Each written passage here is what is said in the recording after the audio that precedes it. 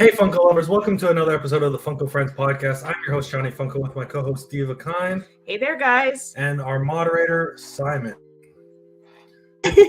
Today on the Funko Friends podcast, episode 66, we have the amazing Top Pops. Welcome.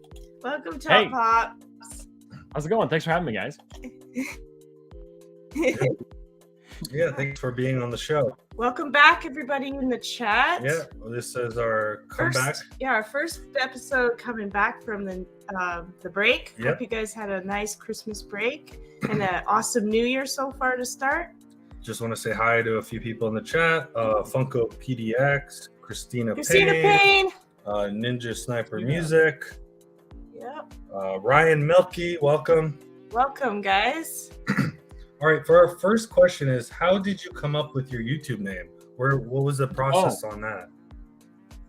Funny enough, I didn't come up with it. It was my brother that came up with it. Him and I were throwing like names around because we were just like, we wanted to start a channel. And it's funny how it's always been Top Pops, but then it's kind of like just grown over the years, which I guess kind of worked out. But yeah, it was kind of just like, we were like, well, why don't we call it Top Pops? Because then we're showing off, like, we thought of it as like, it rhymes, but it also works as like the best pops too, or like you know, the best things that came out at the time. So we're like, Top Pops, maybe always showing off the newest stuff or expensive things. And it's kind of how it came. It was really me. It was my brother that was like, Top Pop sounds good. And I was like, sure, I'm okay with that. Right. Yeah, it just snaps, you know? Top Pops. It's a quick name too, Top Pops, you know? Yeah. Right, yeah. Awesome. So what made you want to create a YouTube channel? What like pushed you? I've always kind of watched YouTube. And I think what really pushed me though to make the Funko channel, especially because I had one before that where I was just like trying out different things. We used to do like stop motion, I would try. And then it was a dumb one, but I did time lapses for a while. Like I would just like do time lapses of like maybe snow falling or like just, I don't know. And it wasn't great. And so I was like, well, let me try Funko because I have like, you know, so many collectibles already. I had like one shelf of figures and I was like, I'm sure this is enough that I could talk about like a good amount of them for maybe like a month or two. And my brother and I did it together, and then it kind of worked out where, you know, we kept buying them because we kept finding cool ones, and then, you know, it's just kind of grown from there. Right.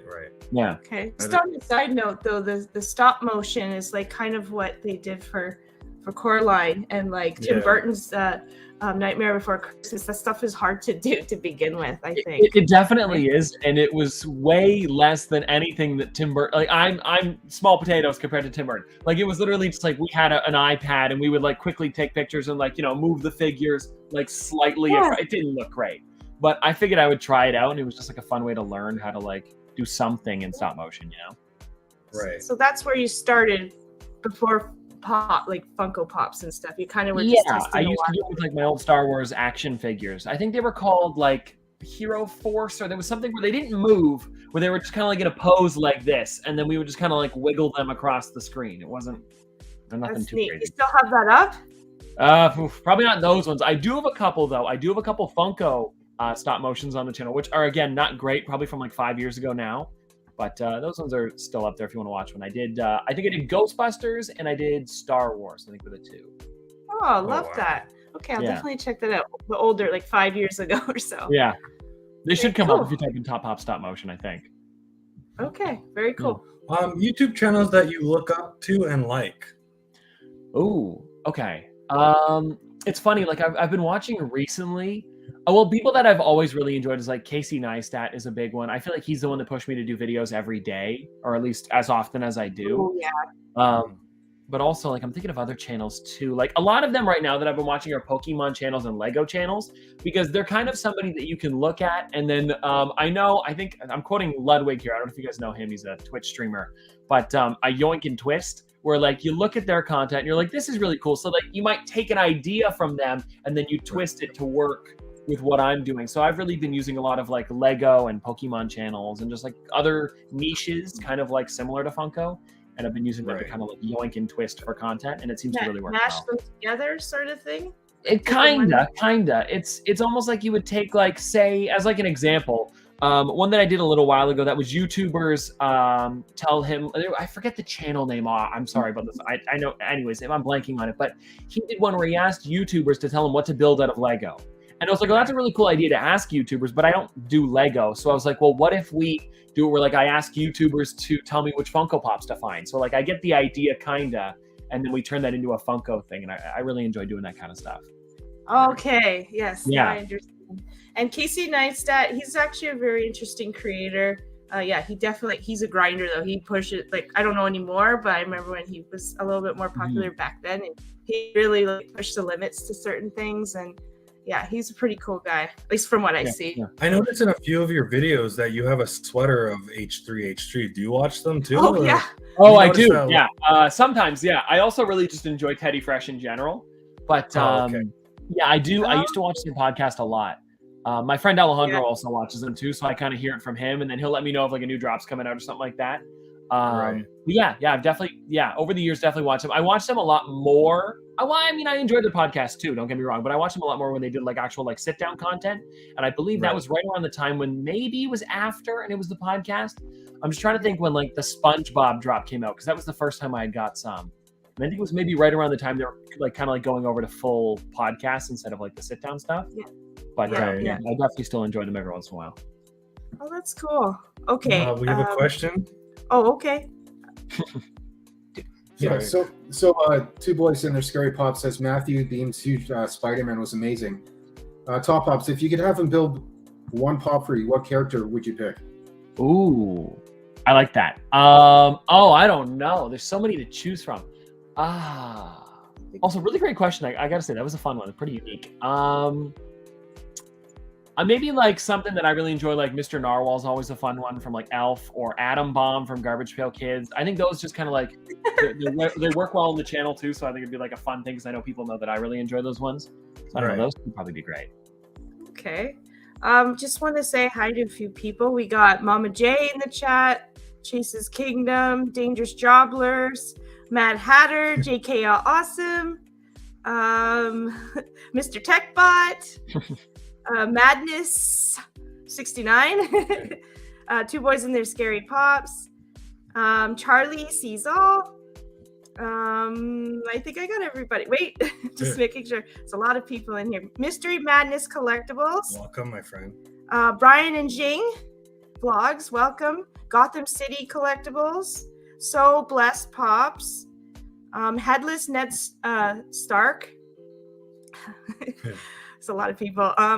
Bearded Barbarian Collectibles. Oh my goodness. Hello, everybody. Tilts Pops.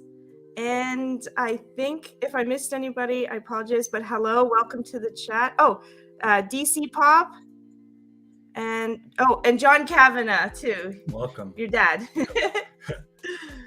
All right, welcome everybody. Welcome. Good to see you guys. Seriously. Yeah, thank you guys. Thank you for joining us tonight. How long have you been making YouTube videos for?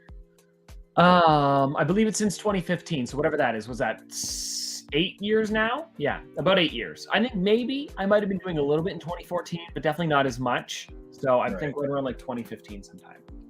And Funko Illuminati and Arcade Pop. There we go.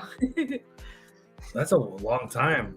Yeah, it's been a while. So you started collecting in 2015?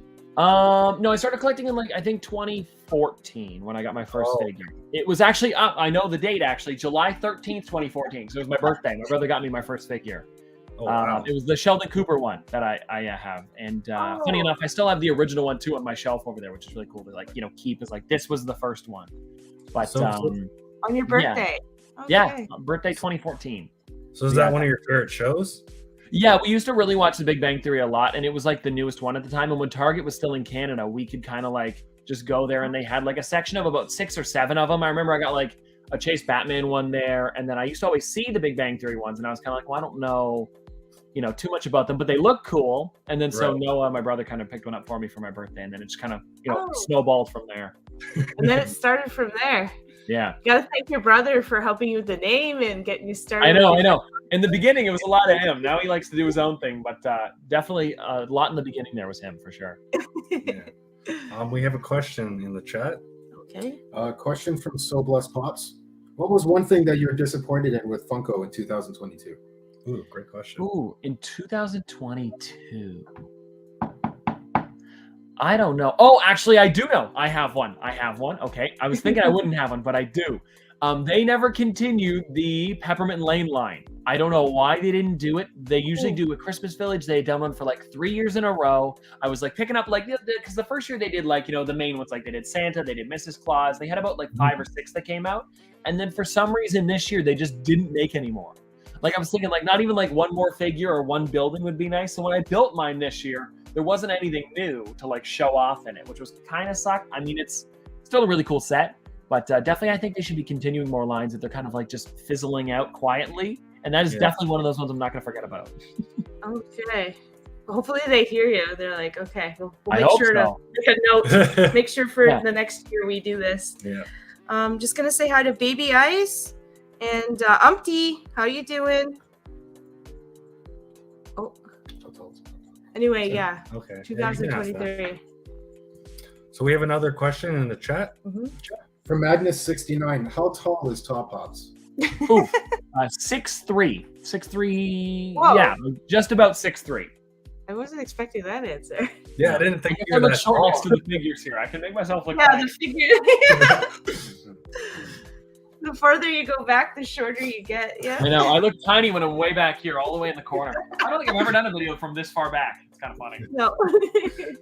It's a nice setup, though. I like how you have it on an angle like that. It's very cool. Yeah, I figured it was nice because, well, actually, the main reason I did it was because there was so much of a glare when I had it facing forward. So I put myself in the corner here, and you can kind of get rid of it for the most part. Like over, where is it? Like about here, you can see there's a little bit on the figures, but besides that, it's not too bad. And some of them, I don't know if you can notice, but they'll be like slightly turned. It's because, like, I don't know if you can even see it with the ET one here, but this one gets really bad sometimes, like this. And so you just slightly tilt it, and then you can't see the glare at all. So I don't know. It's like just like small things like that that I have to do in the background before I start filming. Oh, that's smart. Just to like remove them slightly. Yeah. That's amazing. I'll keep that in mind if we ever change up our backgrounds. Yeah, it's a good idea. The corners are always great. Just watching out for that kind of thing. So our next question is, what makes your YouTube channel unique and special in your eyes? Oh, I think in general, I don't know. Like, this is a weird one. I've really thought about it, but I guess it's like, I think one thing that I do try to do the best I possibly can is talking about pretty much everything Funko. I know a lot of people when they do Funko content, like for example, like Skittle Rampage will do a lot of anime stuff, and that's what he's special at. But for mine, I feel like I try to kind of like dip my toes into everything. So if there's a new figure that comes out, I'm probably going to talk about it at one point. I don't know if it's like, exactly the day it releases or something like that. But if I see it in stores, I'm probably not going to like just pass by it because it's something that I don't enjoy. I try to like pretty much show off like literally whatever I can. Yeah. Right. So even if it's not your thing, you're not collecting it, you'll still for your viewers be like, this is what came out. If you're interested, here it is, sort of thing. Well, especially because it's like, somebody's probably a fan of it too, right? So right. I try to show it off. Oh, that's great. That's great. We have questions? We got a question from Tills Pop. Can you freestyle? Oh my God. No, not at all. I swear there's a video out there where I tried one time. It's probably pretty old when I was running out of an idea for the day. But nothing crazy. But, I probably tried at one point. Maybe I was doing like some music figure and I was like, oh, maybe. I don't know. I've never been great at just coming up with things on the spot. So, yeah, that is definitely not my specialty. Love that. So we're jumping out of the YouTube questions and jumping right into Funko questions. So what was your first Funko Pop that you ever collected in your collection? Sure. So, the one that I talked about was Sheldon Cooper that I got from my brother, but the first one I ever purchased, I guess. You know what? Funny enough, because like when I first started collecting, they weren't like around everywhere. Like they weren't just like easy to find. Like you couldn't just go to like GameStop and pick up 100 of them if you wanted to. So I think I'm gonna hate saying this. I think my second one was either Sharknado or Twilight Sparkle from My Little Pony. Like those were like the only ones I could find at the time. And I was like, you know what? Let me just grab them because I've seen them. It was almost like, it was very similar to like finding a shiny in Pokemon where you're like, you see one, you just have to get it. You don't care who it is, what it is. You just needed to have it for the collection. So I think I got like my first 10 just from it being like literally whatever I could find. Right. Okay. Oh, so Twilight's old then, because I have Twilight myself, but I didn't know it was one of the or closer to one of the first like ones. Yeah, it was the first wave of My Little Pony ones for sure. I think it came out in like maybe even the year I got them or the year before, so like 2014, 2013. I think somewhere around. Oh, okay, that's pretty cool. So, what was your first soda in your collection, if you can remember? Yeah, I think it was like one of the first waves they did. I actually, funny enough, I believe I have opened up every single soda that I've purchased in a video. So if you go back, you can actually find the first ones. And I think it was like, I bought about 6 of them at the same time. So it wasn't like I had one specific, but it was, I believe, Huckleberry Hound, Big Boy, and then Batman were all at the same time. I'm pretty sure those are the ones. And I got 2 of each to see if I could get a chase and a common. And so it's probably one of those ones. We'll say Big Boy because I really do enjoy that one. But definitely one of those 3. Oh, wow, that's sick. That's very good. Good to remember. Yeah, it's nice that you can go back and kind of look at every single can I've ever opened. I don't think I remember which one was my first soda. Do you? No, I actually don't. See, like we ask yet. these questions a lot to other collectors, but then I go, "What was my first soda? Do I remember?" So yeah, it's been a while. We've been collecting for a while It too. might have been the Harley Quinn. The Harley Quinn for me. It started. But and then for you? That's a good one. I think it was an anime one. And it had to be an probably anime. Or music. Or music. Okay, I think anime, to be honest. Alrighty. You kind of answered this question. How did you get into collecting Funko Pops? It was your brother, right? Yes. Yeah, he pretty inspired much him somehow. Yeah, pretty much all him. And then, well, I mean, like, I guess I could have just bought the one and then, just stopped right there. But because there were so many different ones that they had at the time, I was like, oh, I better, try to find more. Because I don't know, I've always been collecting things over the years. Right. Okay. Before that, I don't know if you guys have ever heard of like Go-Go's Crazy Bones. Have you ever seen those? Yes. Before? I have a popcorn bowl full of those because they re-released them back in like 2000, I want to say 8 or 9, sometime around then. And I just would buy them whenever I saw them in stores, very similar to Pops. And so I had like a full bowl of those things. I used to collect like cars from the movie Cars, pretty much whatever they had like a plethora of out at the time. Crazy Bones, though. Oh my God, that's going back. Going back. So those are cool. Our next question is most and least valued Funko Pop in your collection, if you know. Least, I'm not exactly sure because the Funko app doesn't update 100%. Like sometimes it'll like you go to the bottom and then there's some that just don't have prices. But I think one that I did see was Spike Lee that I've got in my collection is like a $5 figure. I don't know if that's the lowest, but it's definitely really low on the list. There might be one that's $2, but then again, who's buying a figure for $2? We'll say Spike Lee is probably like down there because I saw it the other day. And then my most is my San Diego Comic-Con Buzz Lightyear. I've had that one since actually my grandfather got it for me back in like 2016. He bought it for me. It was right for Christmas. We got it for like $50.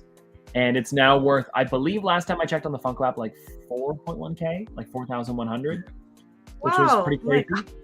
Yeah, there's only 360. I'm looking at it right now. There's like 360 of them. It was from 2011.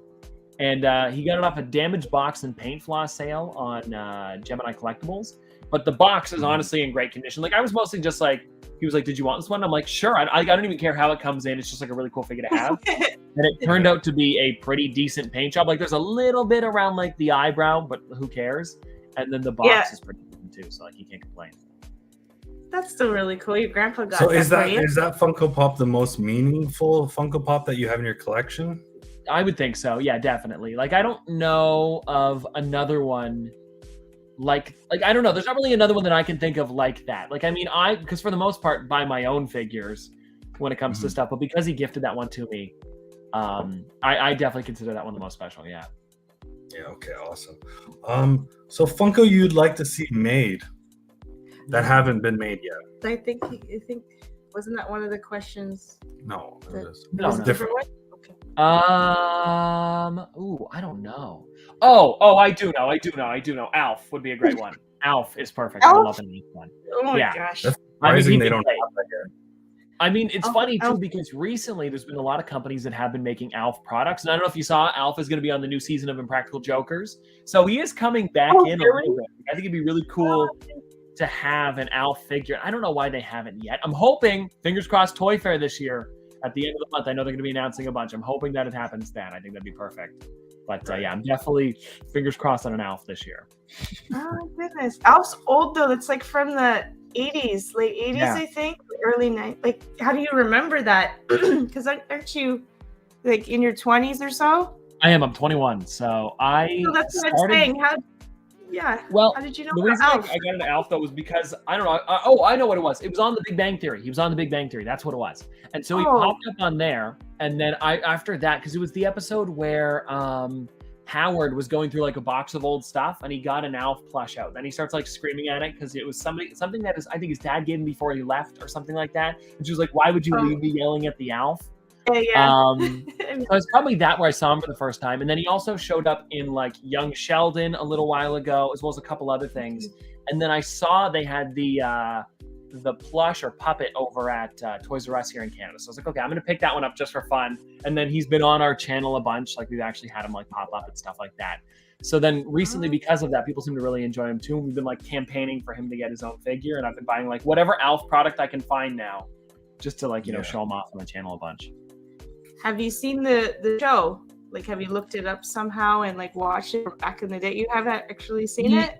Yeah, I have seen a couple of the episodes. It's funny. I haven't seen as many as you'd probably think. I've seen like a good portion of season 1 because you can find a lot of those episodes on YouTube now. I don't know if it's on any streaming service though. I haven't looked. Maybe I should just for fun to like actually know a little bit more. But it's funny. His real name's Gordon. Like there's so many random things about him that are just funny. Oh, I didn't know that. Yeah. Well, then fingers crossed for you. I hope you get it. Yeah, let's hope. It's such a weird one. I just hope they make like one. I'd be okay with one. Maybe a flocked version or something. I don't know. That would be cool. Oh, that would be great. Flocked would be the Flocked, flock would make sense. It has to be flocked. I know. I mean, 100%. I'd see a chase or maybe exclusive to like somewhere like FYE or whatever. I don't know. Yeah. We have questions. Yeah, we've got a couple here. Big Easy House of Pop asks, any tips on starting a YouTube channel? And Bearded Barbarian asks, what other channels do you watch? We did Covered cover that fucking question. But it's in terms of starting a channel though, I would say honestly, the best way to do it is like just start. I think that's honestly because like really there's not much else you can do. And I think the thing is like find something that you really enjoy or enjoy talking about or whatever you want to talk about on your channel and then just start doing it. Like you can use your phone, you say hi, you talk about the topic that you want to talk about. And if people want to watch it, then I mean it works out. But also the nice thing is you making a video is honestly better than you just saying you want to make a video. I think even if you don't upload it to YouTube and you try and say, go out and look for some new Funko Pops that came out, or you want to build a Lego set, I don't know, just turning the camera on and talking to it and like chatting about it is probably the best way to do it. Because if you don't do that, I don't know how else to do it, right? So just do it. Yeah, just exactly. like talking about it is one thing. If you don't upload it, like he said, then like that's okay, but at least you're doing it. You're getting used to getting yourself on camera because I find a lot of people not great. Even if it's nervous, not great, they're always playing, right? And it's better than just talking about it. Yeah, absolutely. So what line of Funko Pop is your favorite line? Because you collect so many. I know. It might be a kind of a controversial one, but I really enjoy the foodies and retro toys are like my top 2 right now, just because they make so many unique characters in there that you would never expect to get as a pop. Like I've got them in my background here. Like why would they make a Play-Doh container? Nobody knows, but I just love these things. I don't know why. There's something about it that I really enjoy, and I don't know. Right? Yeah, they're cute. They're kind of fun, Sometimes they're very serious. So there's like a lot of lines that just have like a lot of people in them, and those are okay. But like I don't know, there's something about the ones where they make them more like I don't know, they're a little retro more and the icons. Yeah, icons is one of those ones where it's just like a lot of people, which I do enjoy. I have most of that set, but definitely for sure the retro toys and stuff like that are fun because they're just so colorful and bright and vibrant, and I don't know. They make a lot of weird stuff. I like the icons with like the cereal and stuff because it reminds me, and we've talked about this before. From back in the day, having like Lucky Charms for breakfast or whatever. Captain Crunch, I've seen that one as well. Right, yeah. And it just reminds you of, I don't know, getting Simpler up on time. Saturday morning, watching cartoons and having cereal, For sure. So yeah, I get what you're saying about that. Very cool. So our next question is favorite store to shop for Funkos. Honestly, my GameStop is great. That's one of my go-tos. You see it in a lot of my videos. Toys R Us is another great one too here in Canada, and I think Hot Topic are actually like my top 3. And I think those are like the easiest ones for me to get to. I wish I had like some sort of like big comic book store near me that I could go to all the time and just pick up like the previous exclusive ones and stuff like that. But I don't really. There used to be one near me, and I don't know if you guys have ever heard of it, Play and Collect, that I used to go to. Nope. It was about maybe about an hour away from me, something like that. But their store closed down a couple years ago, and they used to have like a wall of figures. They would get in stuff like a little bit earlier than like a GameStop would or a Hot Topic would. So I'd go there a lot. But then they shut down. I think like I want to say 2019, maybe something like that. Okay. I haven't really had anything recently to go to like that. But yeah, definitely GameStop, Hot Topic, Toys R Us, definitely top 3. We had a store like that too. It was called the Labyrinth, and it was a store in Oakville, and they had all like older Funko Pops and newer Funko Pops. But they went out of business because of the pandemic. Yeah, I think that got a lot of businesses for sure, which is too bad. Yeah. Yeah, I do like sometimes going to like the private owners. Yeah. Because they're so like cool to talk to, and they have all sorts of cool things in their store. You wouldn't imagine. Usually pretty knowledgeable about the product too, which helps. So if they're like, oh yeah, we can get this in, and they'll kind of like tell you if they're coming in at like at the right time or like 6 months from now, which is, you know, sometimes annoying when it comes to Pops, but definitely good. How about our GameStop? How have you been feeling about it? There hasn't been anything at our GameStop. That's what I'm saying. He's like, I love my GameStop. The one. But it really depends on if the GameStop is. A lot of people go into that GameStop, so they fill up new Pops faster. Because lately it's been kind of quiet in there, like for new stuff. I've noticed for the new year. You know, weird. I think we have another question. Okay. 2 questions. Funko Illuminati asks, what Toys R Us is better, Hamilton or St. Catharines? And that's for the Canadian folks here. Hamilton or St. Catharines? Go ahead. Sorry, do you have another question there too? I was just going to ask as well, if you can, Nate asked about your Chase Porg and how you got it. Oh, okay. Yeah, I'll do the Toys R Us one first. I think the Hamilton one is honestly my favorite out of the 2, just because even though the other one is closer, I do really enjoy they've got a larger section. They actually just recently put in a blacklight area. When I talked about it in my video the other day, where it's like a whole area where it's like a giant case, and then they've got about 10 different ones in that you can just watch them glow. I don't know. I think that's really cool. And they also seem to get in a good amount of sodas too. Like I've noticed that seems like to be the go-to place here in Canada for sodas. And then for the other one, that one there, the Chase Port. I don't know who asked that one, but it's kind of it's a funny story because it looks like in my video I stole it from a kid. There was no kid to take. I did not take a figure from a kid. I promise I did not. But what happened was, it was midnight release when Star Wars, I believe The Force Awakens was coming out. And we decided to go to Toys R Us, and it was still in the States at the time. And the guy was still putting out the figures on the shelf, and he put the Chase Porg on backwards.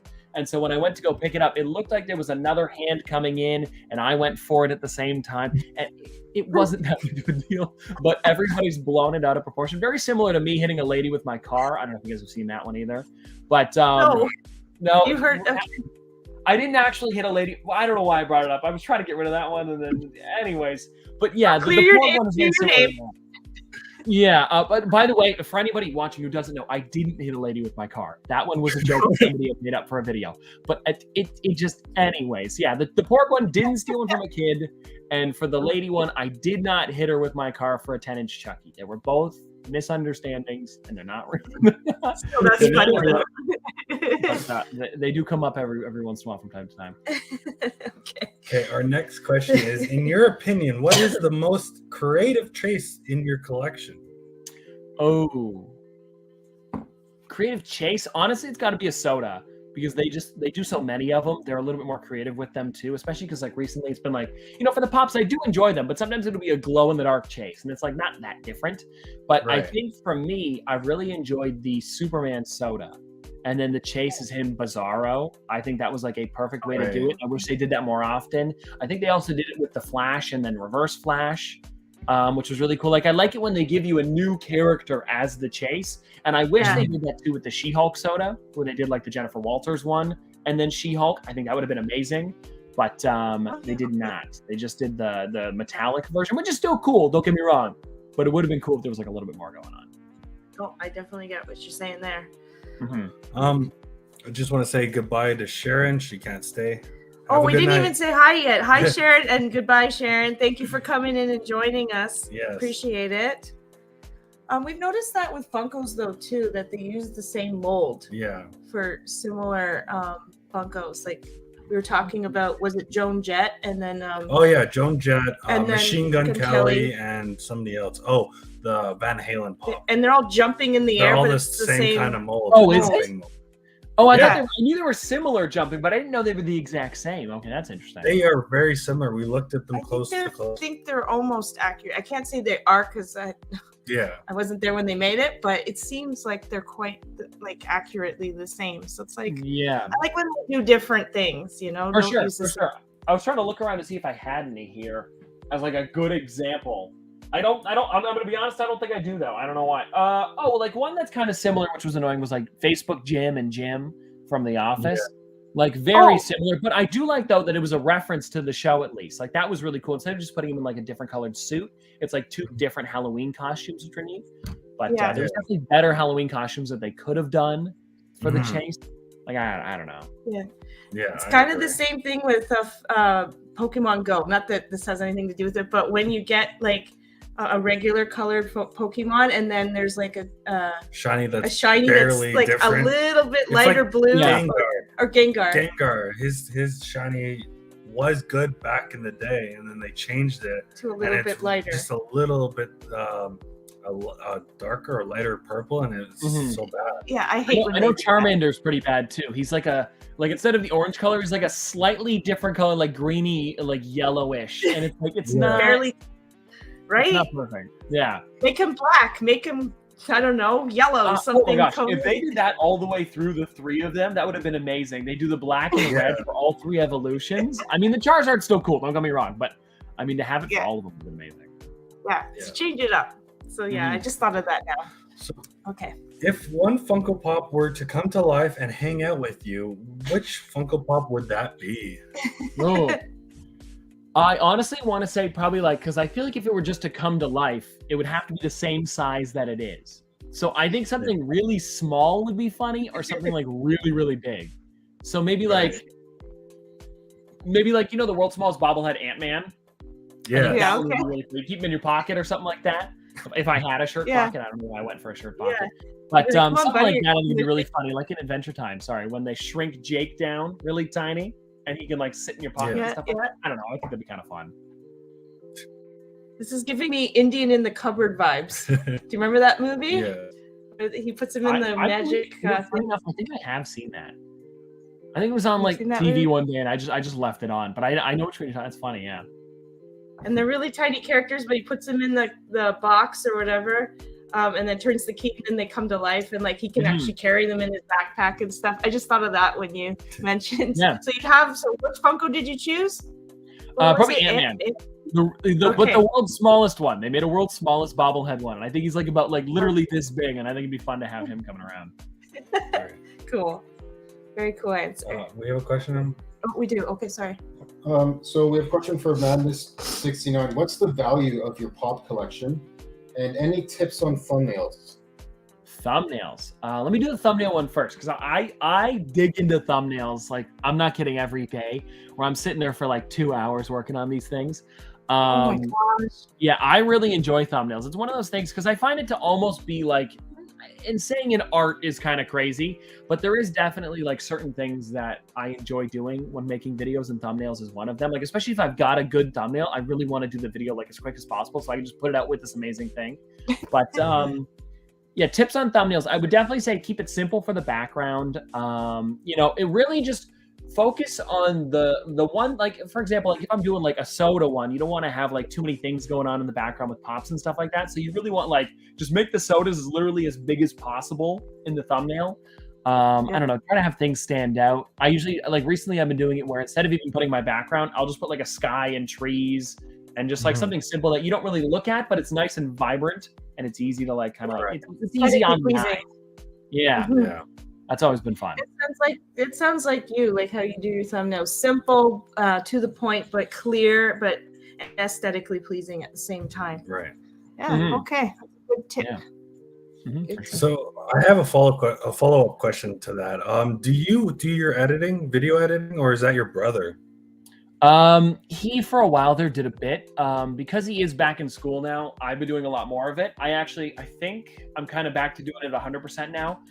He does it on weekends sometimes if he feels like it, because I'm like, well, no, do you want, like, because I'll pay him like a little bit extra on top of it when he makes them. So I'm like, do you want to do it today? And he'll go, sure. And then he kind of knows the editing style too, so it's pretty good just to have him like do a few if I'm too busy that day or something. But yeah, for the most part, I've been doing them. I do everything: thumbnails, editing. We do TikToks, right? So I've also been doing shorts now, so that's another fun one. So yeah, I've been doing a lot of like just random stuff on the channel. It's all, if anything gets posted on the channel recently, it's been me editing it. So yeah. Okay, awesome. Was there another question, or was it just that? Oh, the value of your collection. The value. Thank you. Yeah. Oh, right. I don't know. See, the problem is with the Funko app is that I don't have it completely updated right now, and some of them aren't even in there. Because the problem is when I buy them, I try to put them in the app the day of. Like, I remember there was a series that I did probably about a year or two ago now, maybe even 3, because it was probably back in 2020.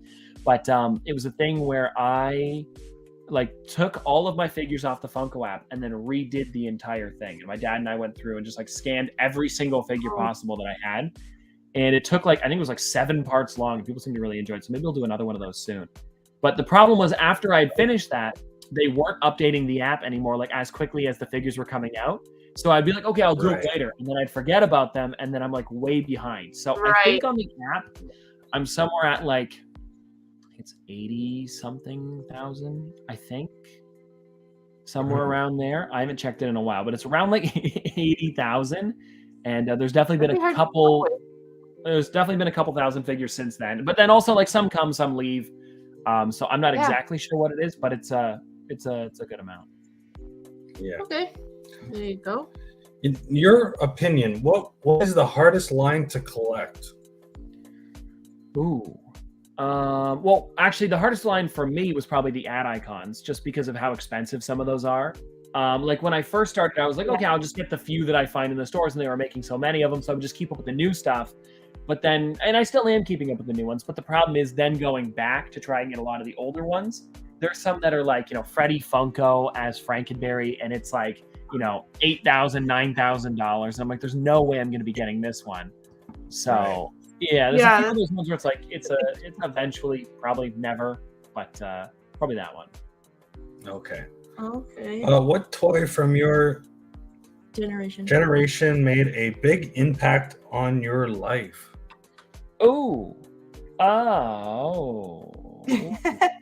I don't know. See, because when I started, you know what? I'll say this one. I think the VTech. Do you remember VTech? I think that one was a really big one for me. It was almost like, the kids version of a console, and I really did enjoy that. That was like the first console that I actually had, and I guess you can consider it a console. I don't know, but it was like one of those things where it's like we had like Batman on it, and I had I don't know, there was a couple other ones on there. That's the one that I played the most. But I think we also had like cars on it and stuff like that. Like there was a few that were just like really fun to play. And I know it was for younger kids more so than just like a normal one, but they still had some pretty fun games on there. And I think they were also like kind of educational at the same time, but you kind of look past the adding math when you're playing as Batman and Robin. So okay. And that was pretty fun. I used to do that all the time. Very cool. VTech. Really VTech. Guys. So we're jumping out of the Funko questions. We're jumping into trivia. Are you ready? Sure. Trivia. We'll see how this goes. You'll be fine, I'm sure. Okay, so we're gonna start with Star Wars, okay? Sure. So let's put our thinking cap on.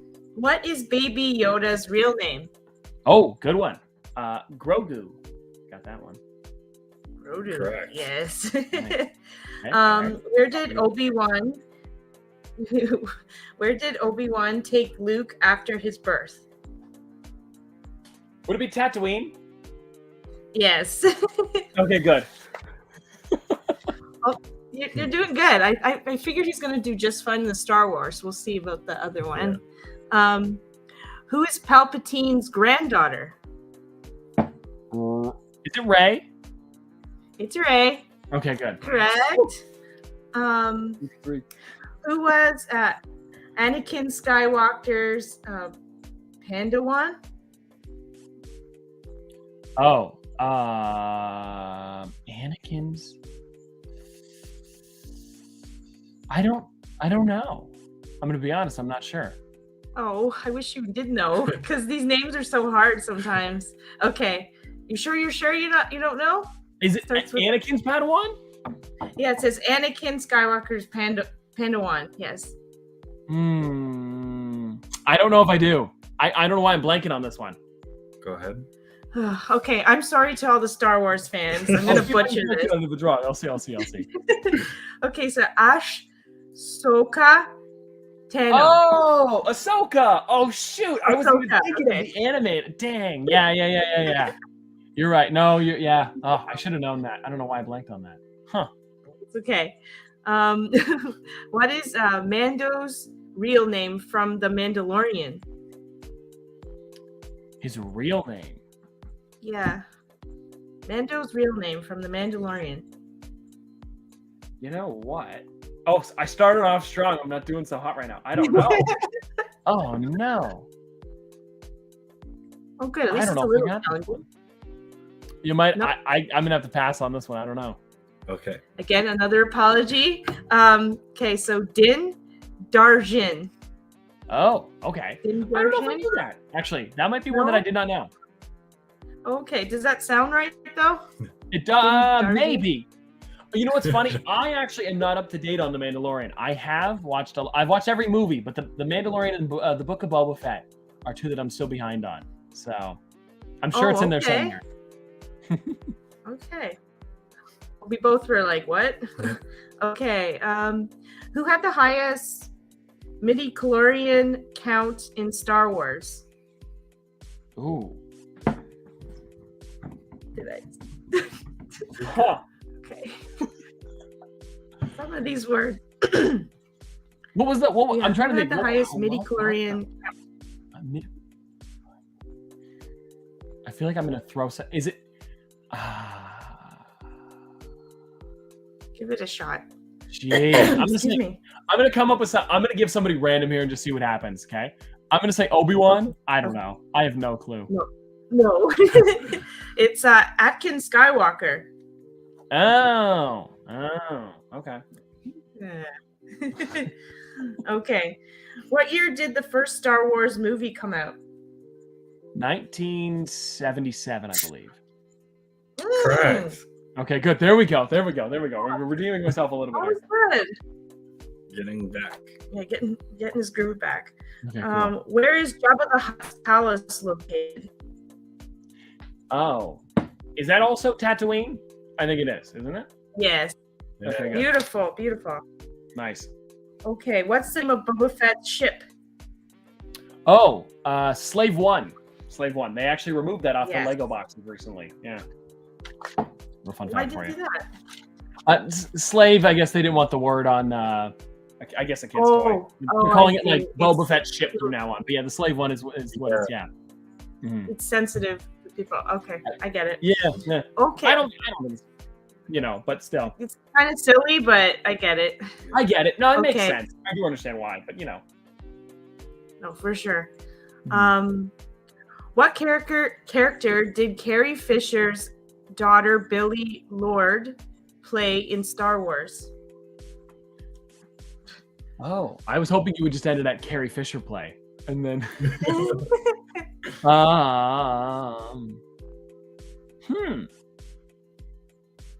I'm just gonna throw one out there. People are probably gonna be mad at me for this one, but is it a younger version of Leia at one point, or no? That's completely wrong. No, I don't. No, doesn't say that here. No. Excuse me. Oh my God. So what character did Carrie Fisher's daughter, Billie Lourd, play in Star Wars? I don't know. Nope. No. It says Lieutenant Cadell Connick. Oh, from the newer movies, I guess. Yeah. I guess so. Cool. I'm sorry, I can't help you. I haven't watched all the Star Wars, so don't worry about it. That was good. You did all right. I don't know, what was that, like 5 out of 10? Something like that? Probably not great. Something like that. Yeah. I'll take a 50. We'll pretend like it's a 50. I'll take a 50. Okay, so we're going to talk about Jim Henson. Okay. Now, can I preface for anybody watching before? I was like, oh, I thought you were going to do like 2 or 3 questions. It'll be some easy. I don't know, actually, because I was doing some research before this. I don't actually know how much I know about Jim Henson anymore. So we'll see. This will be kind of like, I guess, a learning for you. For That's what I said before. I said, I'll see if I can answer them. Too. I was totally learning today, too. I was super excited about some of the stuff I learned today. So, cool. We'll learn together. Which Muppet was the first of Henson's creations to appear on network television? Probably. Oh, I think I know. Is it Cookie Monster? No. No? No. Oh. Which one is it? Oh, shoot. Ralph? Ralph. Oh, must have been earlier because I was thinking of. I remember there was this really old commercial that I had seen, which was called The Wheel Stealer. And it was about like these little like snacks or whatever that were wheels, and it was like super like black and white, like very old. And I thought it might have been that one. And it was it was a Cookie Monster in it, and he was trying to eat the wheel. I don't know. I just figured it'd be something like that one. Or maybe Rolf. Sorry, it's ROWLF. Like, does anybody know who that is? Is it Rolf the dog? Probably. Rolf. Sorry, not Ralph. Rolf. Yeah. Either way, I was wrong. I'm not gonna. I meant to. Oh yeah, sorry. Cookie Monster is sometimes pronounced Rolf. But I bet you it was in there somewhere. Okay. What did Jim Henson major in while in college? Ooh. It's not what I thought, honestly. Let's see here. I want to say it's probably like I want to say it's something obvious like puppeteering or something. It's probably not though, is it? No. Is it writing? No. Oh. You got to think it's back in the day too, right? That's true. Certain things are. It would have been a while ago. I don't know if you're gonna get this one because it was absolutely shocked me. Okay. Yeah, I'm not even gonna try anymore. Which one is it? It's home economics. Oh, okay. Right? I would not have known that though. That is right? I didn't think so either. Okay. How was Henson involved in the creation and performance of Yoda, that lovable green Jedi from Star Wars? If I'm correct, didn't he create the puppet for the first couple movies, and then it then turned into CGI later on? Was that what it was? I know he didn't voice him. No, he didn't voice him, but I think, you're right. He didn't voice him.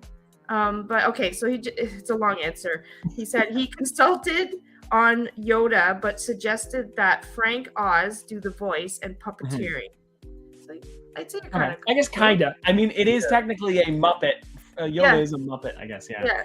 We'll give it to you. Yeah, for sure. You got it right away. I knew Frank Oz was the voice because he also does a bunch of other Muppet voices. Yeah. So I knew that at least. Yeah, something. Yeah, for sure. What was Jim Henson's cause of death? Oh. It wasn't a nice one, I'll tell you that. It's not a nice one, did you say? No, it's not nice. It's not he didn't die in his sleep or anything. Wasn't gonna say like peaceful in his sleep or anything like that. Okay. No. Poof. I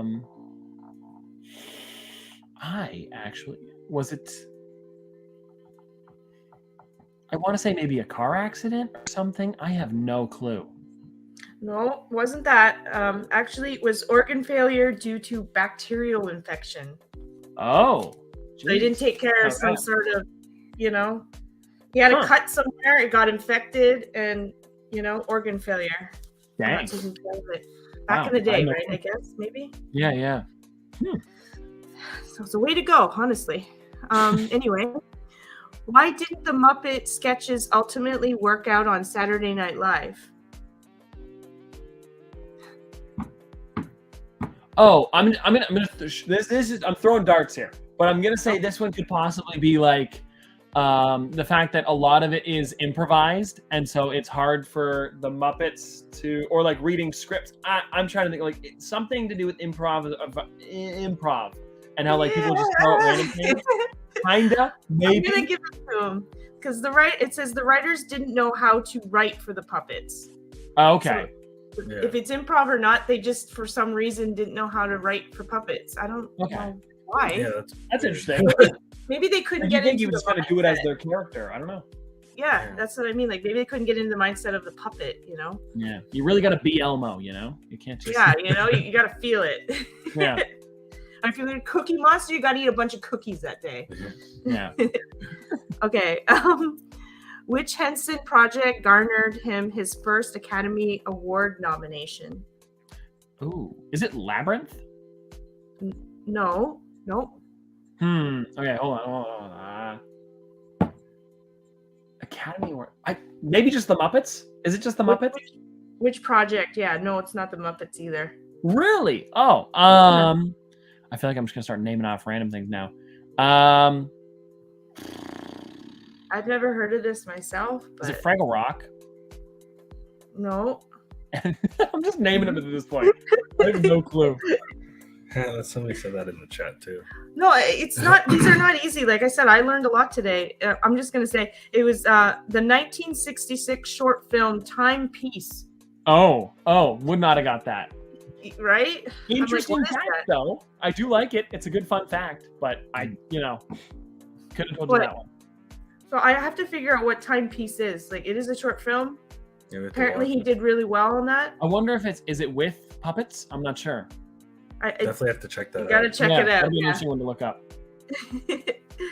Okay, what was Henson's first long-running TV show? First long-running TV show. Mm-hmm. Oh. I want to say, I don't know, because I'm first. See, the problem is when you say first, like I can think of probably the longest is probably still like Sesame Street because that's still on. Probably. But I don't know if that's the first or would it be the Muppets because the Muppets came first. I think is it the Muppet? It's not the Muppet Show, is it? No. Nope. Oh no. I've never heard of this one either, so stump me. Go ahead. You might as well go for it. I'm lost. Okay. Sam and Friends. Sam and Friends. Huh. Is that something you've heard of? No. No. Okay, so you're gonna go back tonight. The problem is though, is I'm thinking of like big shows rather than just like the longest, but also like if people enjoy it, it's been on for longer. Like Sesame Street's been like 40 something years, maybe longer than that, right? So I was thinking maybe that one, but first. Same with the Muppets. They've been around forever. This is the first long-running TV show, Sam and Friends, and I've never heard of it. Yeah. No. I probably should have brushed up a little bit more on this. I didn't. Jeez. Well, now we know, right? We do. Okay.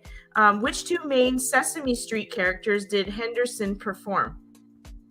Oh, Kermit. Yes. And hold up here. I'm trying to listen to voices in my head. Is it Ernie? It's Ernie. Yes. I'll take that one. Yes. We take these. I'll take this. Listening to the voices in his head. Okay. Why was the Muppet Show filmed in the United Kingdom?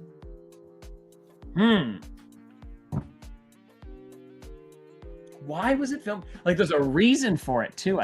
Geez. Not sure. Yeah, it was kind of a weird answer. The show was financed, I guess. It says financed by a British impersonator, Lou Grande, or Grand, maybe? Grande, and distributed through his London-based TV company called ATV. Oh, okay. That makes sense, I guess. So somebody in the United Kingdom financed it seems. Interesting. It is interesting. Okay. Who took over performing Kermit the Frog after Jim Henson's death? Oh, no. Shoot. I don't know if I know who this is. I don't know if I could tell you. I know that he's got a different voice and he's gone through a couple different voices, but I can't. Really? I can't think of who it is. Is it somebody obvious? Have we mentioned him already? Is it like that or no? We haven't mentioned him already, but when I wrote this down or I read it to myself later, I'm like, oh, I've heard this name before. I probably will have as soon as you say it, but I can't think of who it is. Okay. Go ahead. Steve Whitmire. Oh, okay. I have heard this name before. Yeah, I don't know if I would have been able to tell you that. Something clicks. I've heard Steve Whitmire before, but I don't know why. So, to be honest, I never heard a difference in Kermit the Frog's voice. So the guy that took over after Jim, Steve, must have done a really good job of kind of making it sound somewhat funny similar. That, it kind of reminds me of the newest Hotel Transylvania. I don't know if you knew this one, because it was Adam Sandler for all of the first ones, and then the newest one, I don't know if he didn't want to do it or if he was too expensive or something, but they actually got the guy who does the impressions of him on YouTube to do the newest movie. Oh, really? No way! That's interesting. I didn't know that. So something very similar. Like, he was so good at it, they were like, well, he's going to be doing it this movie. So they just found this guy on YouTube that does impressions of Adam Sandler or whatever his voice. Yeah, it's funny because he did impressions of, I guess, technically Adam Sandler as Dracula, like he does in the movie, and then it turned out to be the newest one. Yeah, it's pretty cool. That's cool. That guy got discovered just from screwing around on YouTube. Yeah. Okay, so we're done there. We're done with the trivia. Good job. Jeez. That's literally all. Like, I don't know. I gotta look up more Muppet stuff. I'm gonna be honest with you now. You should ask your mom later because she likes Muppets, right? I should. Just say, do you know, Mom, about these different questions? See what she says. Good ones to ask her.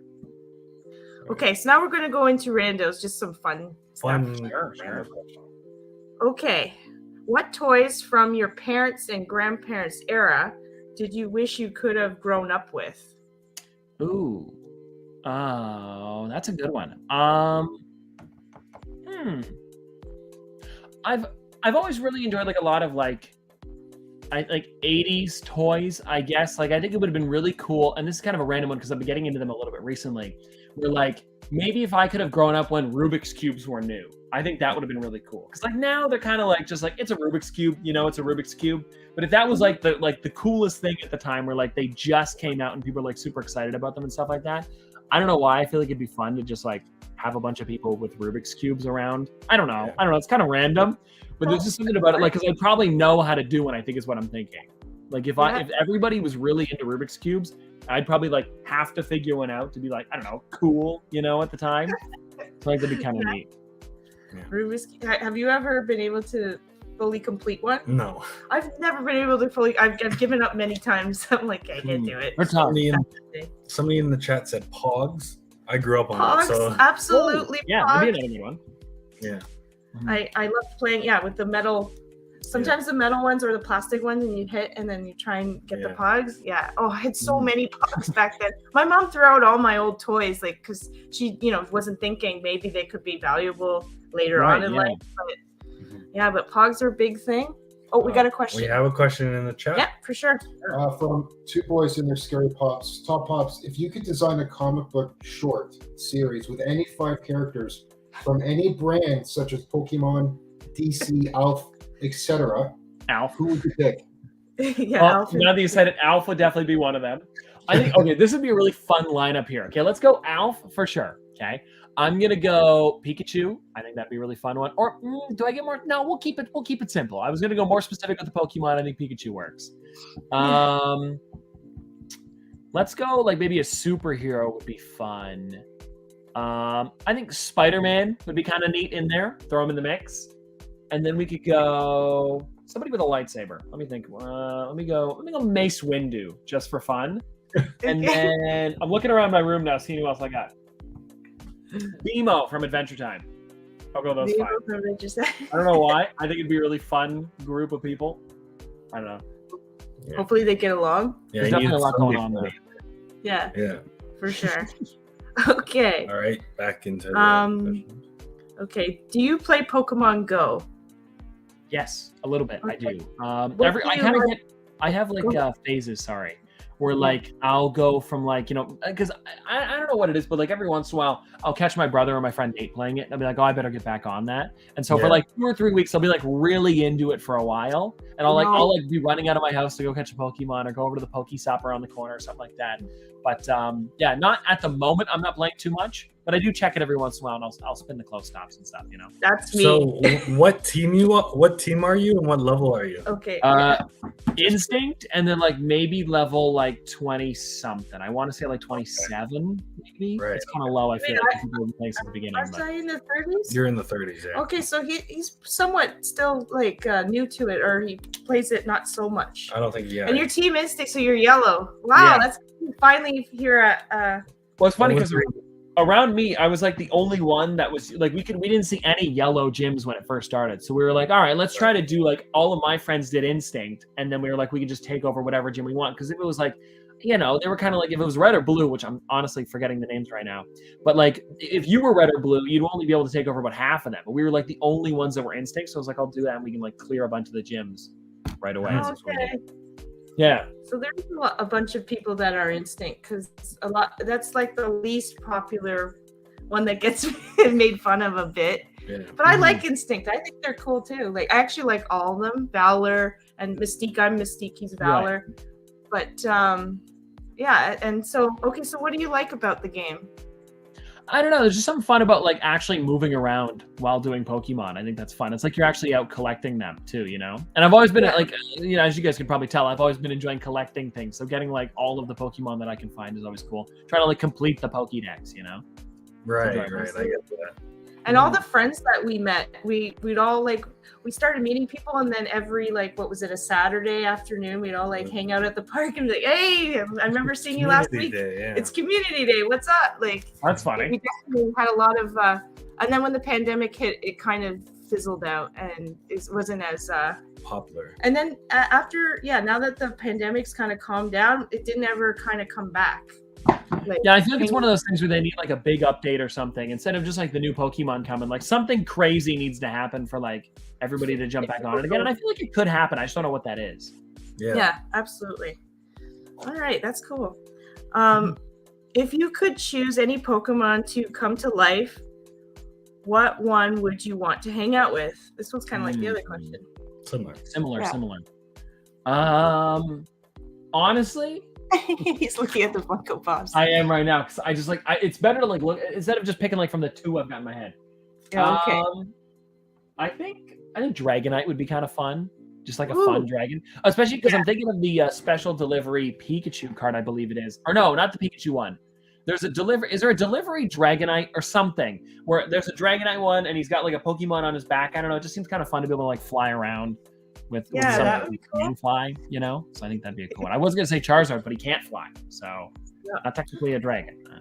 No, right, that's right. Can he fly? No, he's not technically a dragon, but he can fly. Something like that. There's something weird going on with him. Yeah, I know, it's annoying. Doesn't he have tiny wings? No, he can fly, but he's not a dragon type. Right. They messed up. They're like, he's lizard. No, wait, he's dragon. Wait, no, he's fire. Yeah. It's weird. It's a mashup. Yeah, that's what it was. He can fly, but he's not he's not a dragon or flying type Pokemon. Okay. Yeah. Sometimes that's the other thing about Pokemon. They like say the most weirdest things, like they're grass when they have nothing to do. It's like Execute, the long neck one. It's classified as a dragon. I'm like, where is this dragon? Yeah. And I'm thinking, shouldn't that be grass or rock? Yeah. Because it's, a plant sort of. Long plant, or like what is it? It's a tree of some sort. It's a palm tree. It's a palm tree, yeah. So are you thinking of, is it the Alolan one you're thinking of? Like the Alolan? Yeah, the Alolan one. Yeah. That one's a dragon type. And they get categorized very weirdly. And you're like, wait, what? Yeah, that doesn't make sense. I just want to say hi to Shorty and Tiny. Hey there, Shorty and Tiny. If I missed anybody, by the way, throughout, thank you for being in the chat with us, guys. Yeah. Hope you guys are enjoying. Okay, so if you could create your own Pokemon, what would the name be, the power be, the element, and the evolved form be? Oh, I don't know. It's a lot of stuff. Maybe something that's kind of like a spider would be kind of neat. I don't really know what the spider thing would be, though.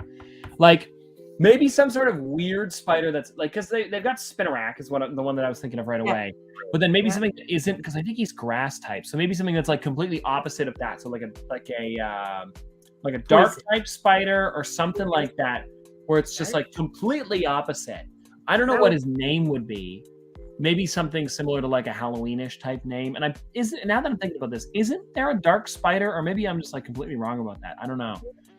But I think you're right about that. I don't think I don't think there is. That's why I was trying to think of something, but maybe like that would be kind of fun. Like, and then again, I got nothing on everything else. Maybe the evolution could be just like I'm thinking of like a daddy long legs type spider with like a huge type of legs or something. I don't know, but I think that's cool. That is cool. No, I love that. That's cool. Okay. Pokemon you wouldn't want to get in a fight with. Ooh. Probably something big, right?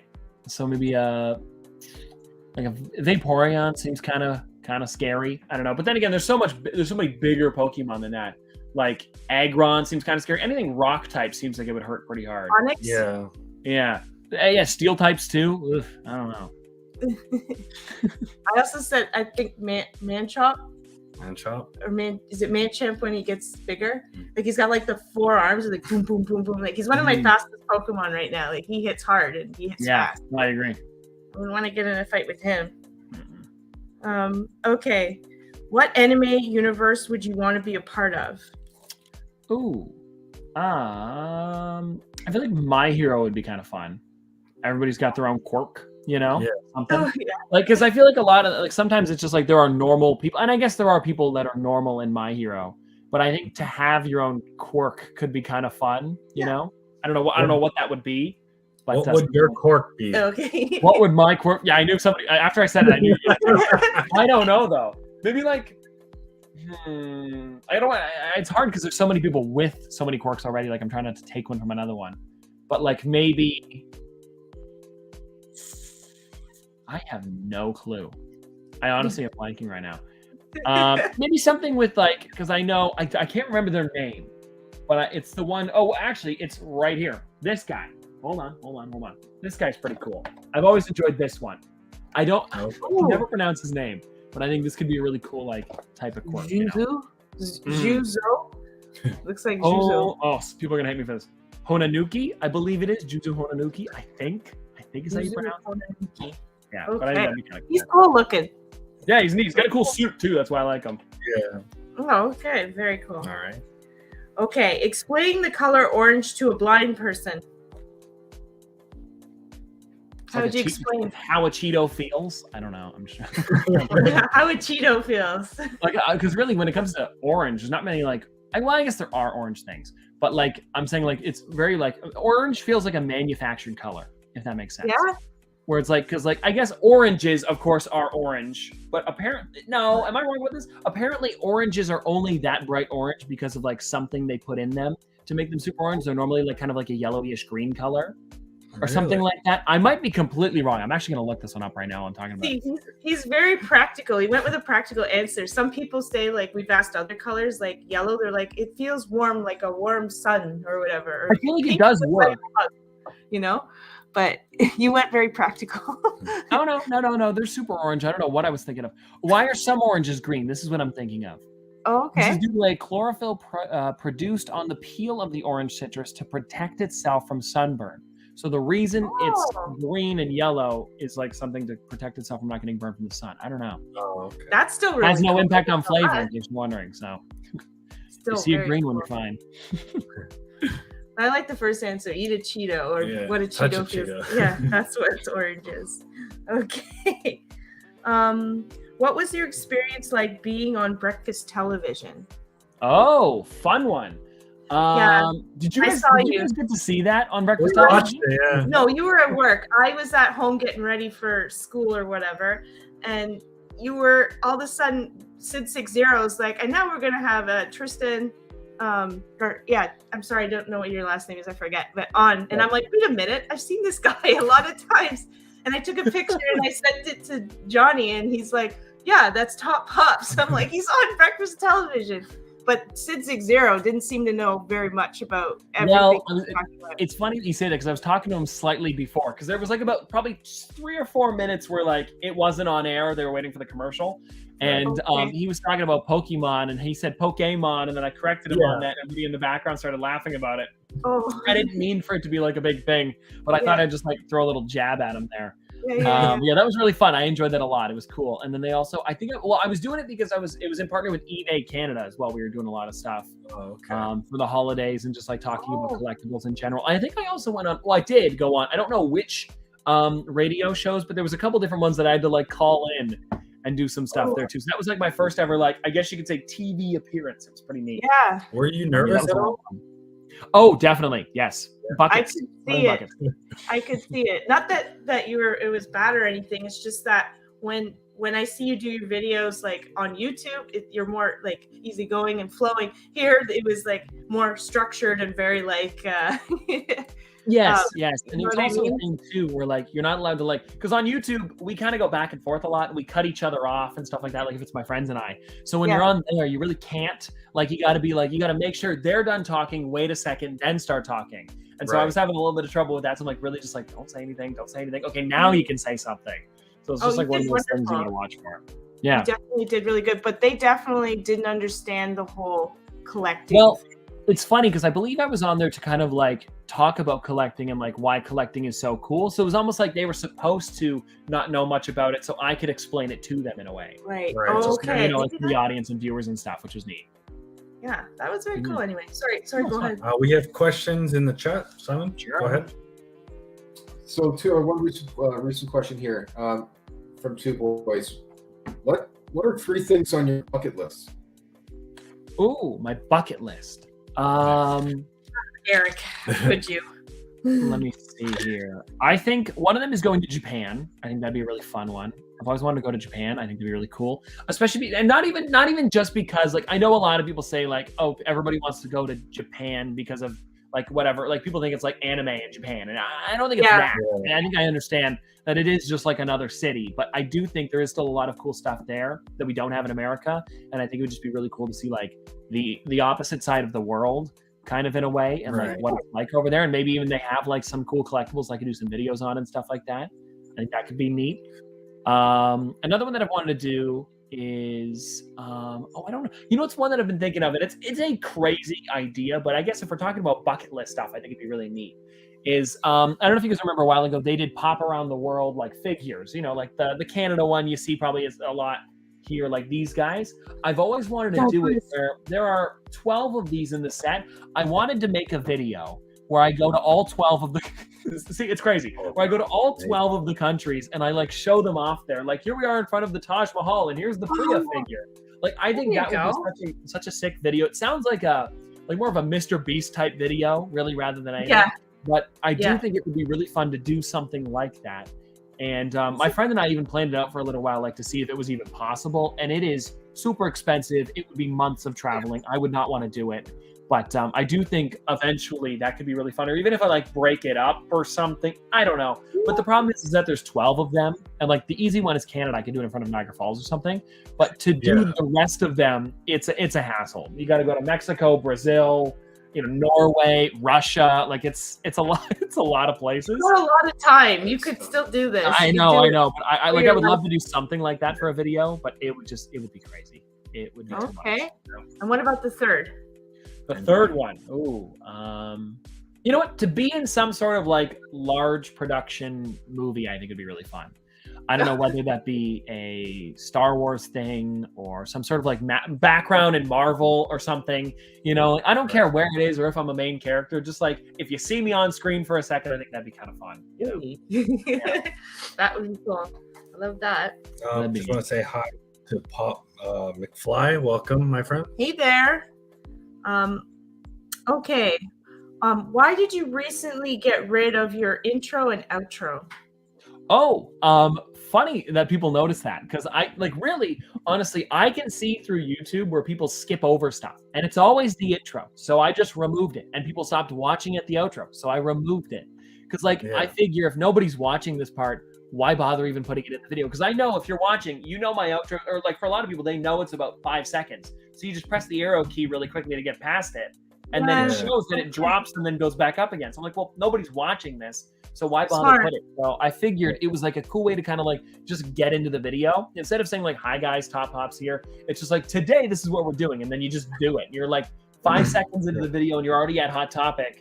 And people that's why you clicked on the video. So why bother being like, now we're going to Hot Topic to see what I can find. Let's hope I can find this. No, just go and show them what you're looking for, So you've just cut out a lot of the, like, getting right to the meat and potatoes sort of. Yes, exactly. And then by the time you're saying thanks for watching, people are already leaving. So don't put that extra like 20 or 30 seconds that I have at the end, because you're already gone at this point. So like to have it was nice to like recommend the next video, but nobody's really watching it anyways. So just chop that off the end. Right. And it's funny, it's actually shown that from the end of my video, it's like the background of YouTube. I love talking about this, but like on the back end, it shows that instead of it being like 10% people are watching till the end, it's more like 40 or 30% now have actually made it to the end of the video because, you know, you don't have that extra 20 seconds of just music and like, check out my next video kind of thing, you know? Right.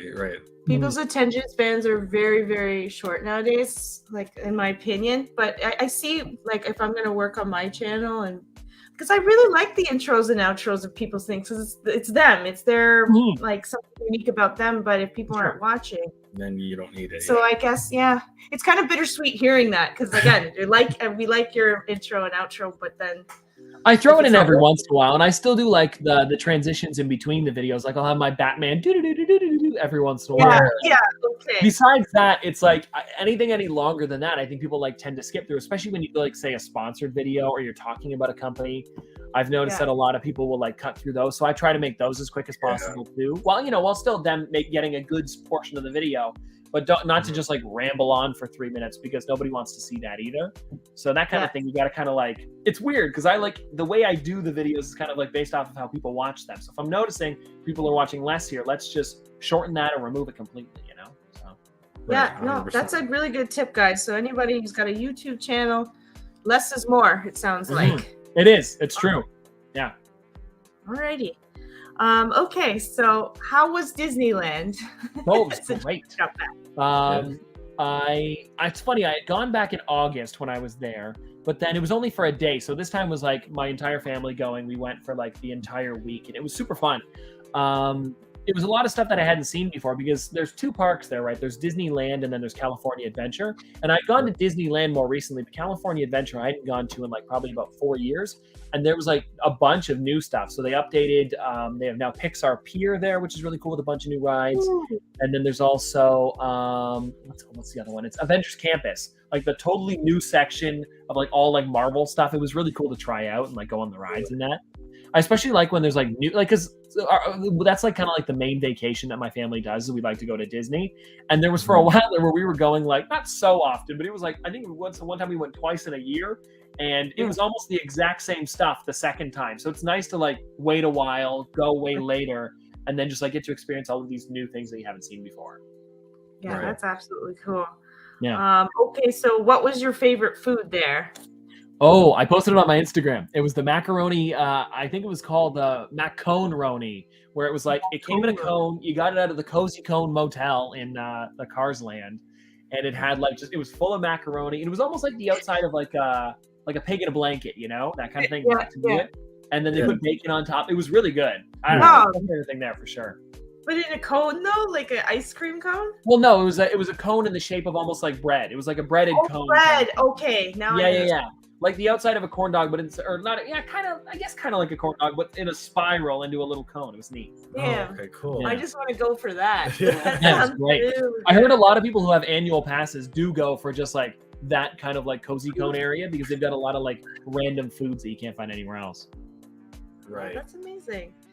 What was your favorite ride? Ooh. I always really enjoy Toy Story Mania. I know it's kind of like, it's like an interactive ride too at the same time, where you can actually like, you go through and then you have a little like blaster and you have to shoot like targets and stuff like that. And then whoever gets the highest score wins. And then you can also see the best score of the year, month, day. So it's like really cool to like try to get like the best score of the hour even, or the best score of the day. And I think one time I got best of the day. I think I got once. That was pretty cool. Yeah, it's neat. So they're interactive games. There's also like actual roller coasters, I think, too. And is there ones where you put like glasses on and it feels like you're actually moving a little bit or something? Yeah. They have that for Star Wars. They do the Star Tours one as a big one. Okay.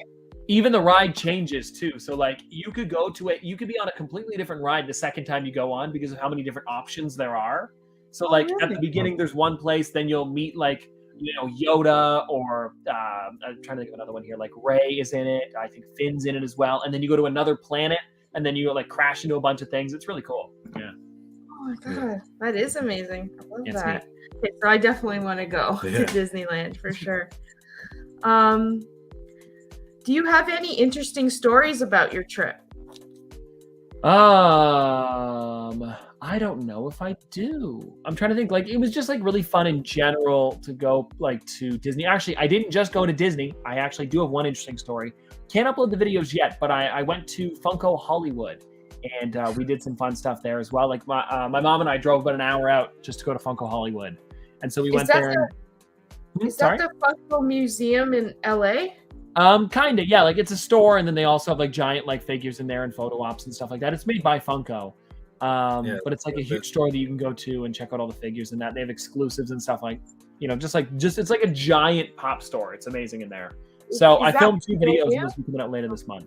So okay, later this month. Yeah. Okay, I'll wait for that. There'll be a whole thing about it. It'll be really fun. Okay, so I'll wait for that then. But because I saw someone else go to something new that was in LA that was like not but it was a new of the Snoop Dogg one recently, because there was that one that was just the other day on Friday. Yeah, I saw that. That looks really cool. I know. I wish I was leaving that day. I wish I could have went. I was so not enough bummed time in the day. Yeah. Oh, okay, so that sounds so cool. Okay, so I'll wait for those videos then and see what it looks like. Oh yeah, did you pick up any cool souvenirs while you were out there? Yeah, actually, you know what? I did do a couple. While we were there, I found out that, I don't know if you guys have ever heard of Vinylmations before. They're kind of like about the size of a soda, but they're all shaped like Mickey, and then they're different characters on top of that. And they had their 50th anniversary stuff at the park still, and there was a series 2 that it came out. And so while I was there, I was like, because they have them only at specific stores, so they're mystery ones, of course. And I was like going around the entire place trying to find them. I had them at the end of my videos too. I talked about them a little bit, where you can see them. But they have like just a bunch of different characters that you can find in the parks. And I thought that was pretty neat to like try to collect the entire set, because they don't have so many Funko Pops while you're there. Like, they've got a few, but it's the same in every store. So I figured it'd be fun to kind of like shake it up a little bit and do some other stuff too. And that was kind of the thing I gravitated towards. Right. That's amazing. I love that. Okay, so a little bit different. What are you studying in college? Well, I was doing film and videos, like online video production. I graduated from that. It would have been now last July, or maybe 2 Julys ago now. It's a blur with COVID and everything. It's like I try to remember. I think it was 2 Julys ago, or maybe last July. Either way, I'm not doing it anymore though. But it was a 2-year program where it was pretty much exactly what I was doing, and it was through Toronto Film School. And I also know, I don't know if you guys know Pops and Props. I believe he's in the same program that I did. Yeah. He saw that I was doing it and saw my sweater, and he was like, "Did you enjoy it?" I was like, "Yeah, it was actually pretty helpful. Like, it teaches you how to like make a story and how to edit and stuff like that. Like, there was just like tips and tricks and stuff like that I really enjoyed, and it was kind of helpful, especially for like just making videos at like a higher level. Right. So I thought it was neat. Definitely helped out. Oh, that's awesome. Well, you can tell with your channel you've been pretty successful. Have you used those tricks or whatever with definitely do. Like, there's a lot of them, like just like even the creating a story one that I did was funny. That was the first course that I did when I went there. But it was like a way to teach you how to do like a beginning, middle, and end to a story, instead of it just being like, here's what I've got, and they're not really wrapping it up very well, like people always want like something big to happen at the end, and you want to hook in the beginning and stuff like that. So I don't know, it was just helpful. And then you also got to like create your own while you were there. And I definitely really enjoyed doing that too. It was fun. That's cool. I love that. Yeah, it was neat. We have a question from the chat. Pop in Missouri asked earlier, how would you suggest someone go about looking for sponsors for videos and such? Oh, interesting question. Okay, so that's a fun one. I think for the most part, I don't know if I'm trying to remember. Like, my first one, I think, was something called A-Box. And what I did when making when coming to sponsors for videos is I just have my email in my about section and in my description. And then, for any business, you can just contact me there, which is a great way to like just put your email out there. And then I'm sure you'll get some dumb stuff. But if you make it like a specific one for, say, your Instagram or your TikTok or your YouTube or whatever, it's just an easy way for people to reach out. But also like putting them, and you can also reach out to people as well. Like, try to find ones that maybe a lot of people have been sponsored by. And I'm sure if they see your thing, they might be like, sure, we'd love to sponsor one. And then you kind of like just tell them how much, or they'll like charge you or whatever. You know what I mean? Like, there's just like a lot of back end stuff, but also like, I don't know, like some big ones that I'm thinking of right now are like, you see Honey all the time. Raid Shadow Legends is kind of a funny one because of how often you see them, right? But those types of places are probably pretty down to do sponsorships. And so if you can find like their email where you could contact them, I'm sure it wouldn't be too bad if you say like who you are, what your channel is, why it would work, stuff like that. Absolutely. Okay, so you really got to do your research is basically what it is. Yeah, like if you watch other YouTube channels and you see like, oh, this is being sponsored, like this is sponsoring a lot of people, it's probably a safe company, I'm sure. Yeah. And then you can probably like reach out, or if they reach out to you, it's a good way to do it. Absolutely. Go ahead. Okay, so what is your favorite food? Favorite food? I've always been a big cheese guy. Anything with cheese is always fun to me. I don't know why. There's so many different options for cheese, you know? And I actually, fun fact, did a speech about cheese in grade 4. Awesome to do. So I think that would probably be the one. Just because, I don't know, it's so versatile too. You can put it on pretty much anything, you know? There's so many different types of cheese. I'm not too big into the whole, like, you know, like there's like the stinky types of cheeses. Those ones aren't the best. But like a good cheddar or a mozzarella, you know, or a Parmesan, those are great. You can throw them pretty much on anything. Right. Yeah, you're my new best friend. I would have said cheese too. I eat cheese like every day almost. You don't think about how much, like if you do really look at all of your meals, you don't think about how many times you have cheese in a day. And it kind of like, I don't know, even just like milk products in general. Like, I guess if you're lactose, I apologize. But you know what I mean. For sure. Since you live in Canada, what is your favorite season?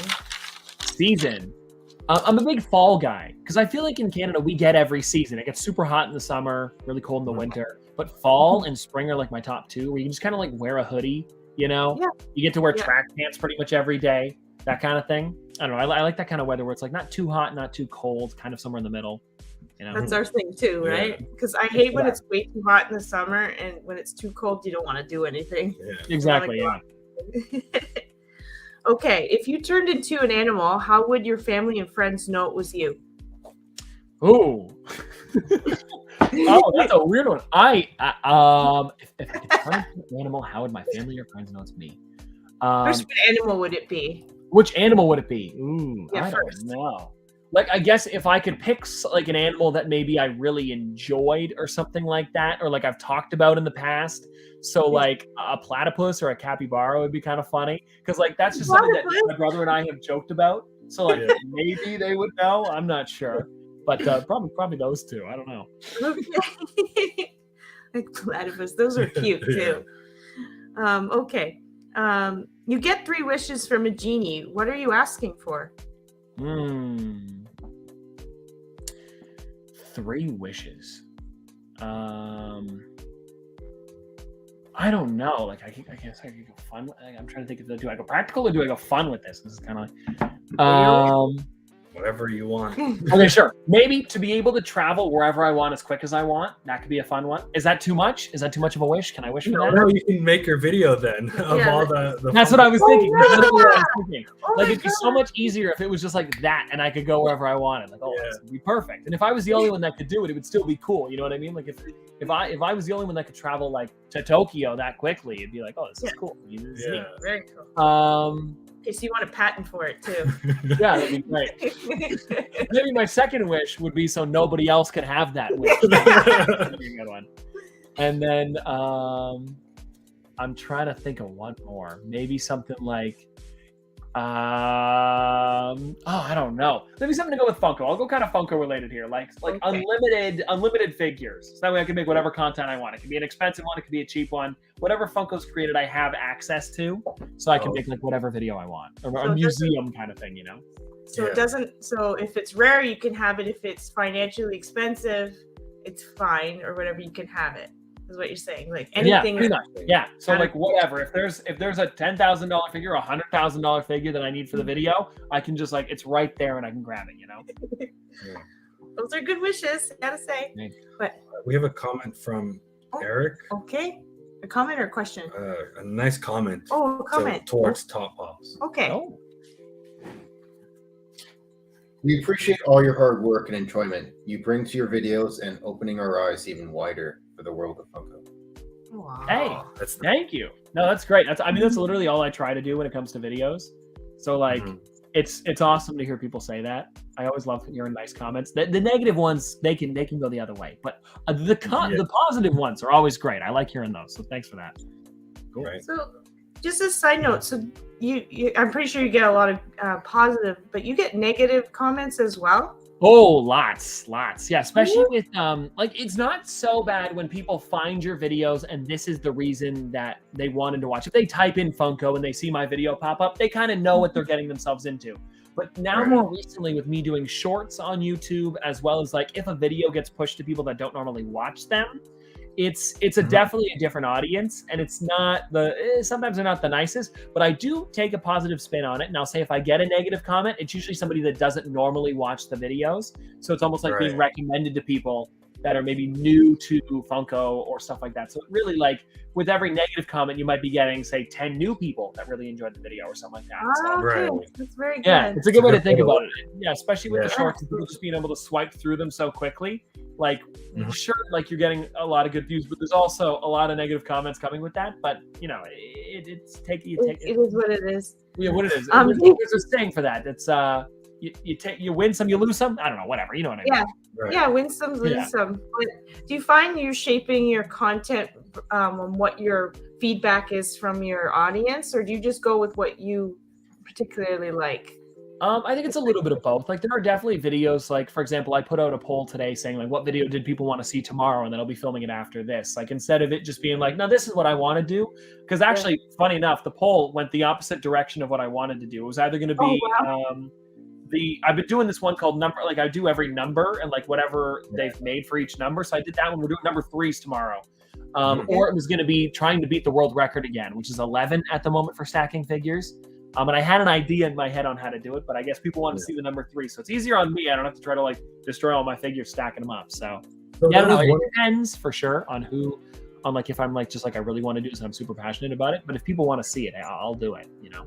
Okay, so you're flexible. So that was one of the questions I wanted to ask about that number thing. Are you going to keep going until you run out of numbers, or how's that going to go? I mean, it was funny. I was thinking of just doing 1, 2, and 3. But then when I did 2, it actually did better than number 1. So I'm like, well, do I just keep going? Like, I'll do number 3, see how it goes. Maybe I'll do number 4, because it's funny. I was looking at the number 3 list, and number 4 looks a lot better than number 3, because there's like better characters. I have more of them. So I'm like, oh, maybe I'll do that. But then I'm thinking eventually, if I'm starting to like realize that people don't care anymore, maybe I'll do like the big numbers. So I'll do 100, I'll do 1,000, I'll do 420, 69, just like the funny numbers and stuff like that too. Yeah. That'd be probably a good idea.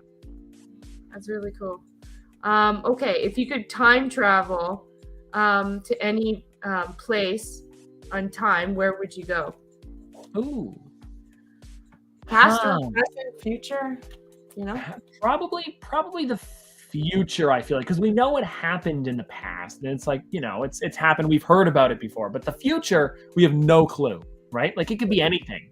So I think the future sometime would be really cool. Even like 100 years in the future could be crazy, right?